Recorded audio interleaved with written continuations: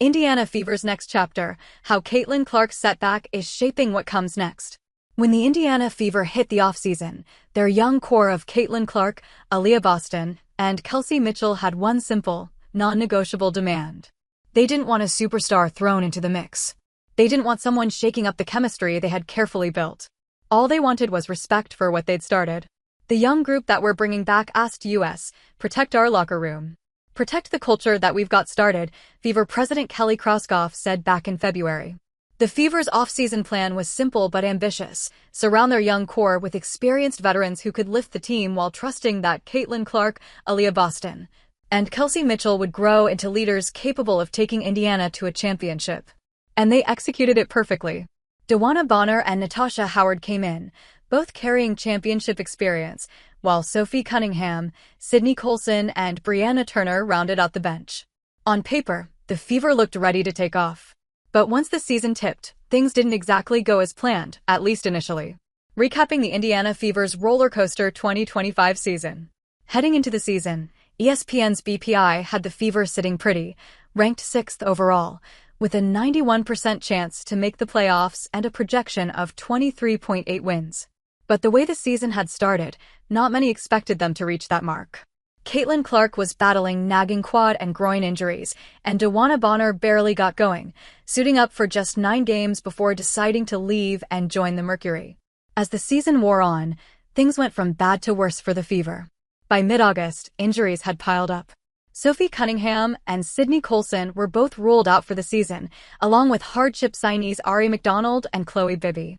Then came the biggest blow: Caitlin Clark re-injured her groin, ending her highly anticipated sophomore campaign. She played in just 13 of the Fever's 44 regular season games, and by the time the team officially shut her down, many had already written Indiana off as a lost cause. But the Fever were never the type to quit. When one person goes down, we say it all the time, the next woman stands up, Aaliyah Boston said, perfectly capturing the team's mentality. And they lived up to it. Boston and Kelsey Mitchell both finished the season as all WNBA selections, the first Fever duo to earn that honor in the same season since 2010, and they were the driving force behind Indiana's surprising success. Against all odds, the Fever still hit 24 wins and finished 6th, exactly what ESPN had predicted. Aaliyah Boston truly stepped up, emerging as one of the league's top centers. In her 3rd season with Indiana, she posted career highs with 15 points, 8.2 rebounds, and 3.7 assists per game, and became the youngest center in the last decade to make an all-defensive team. Meanwhile, Kelsey Mitchell, the league's highest-paid player this season, carried the offense on her shoulders, averaging a franchise-best 20.2 points per game and scoring a total of 1,068 points, guiding the Fever to the playoffs in Caitlin Clark's absence. Making the playoffs was the bare minimum for a Fever team built the way theirs was. With the talent they'd assembled, anything less would have been a disappointment. But considering everything they went through this season, their postseason run became something to be truly proud of. And that's exactly where Indiana showed what they were made of. They shocked the number 3 seed Atlanta Dream in 3 games, sealing the series on the road with a gutsy comeback. In the first round, the Fever dropped Game 1 to the Atlanta Dream but bounced back to win the next 2, becoming the first lower seed to advance since the WNBA returned to best-of-3 first-round series in 2022.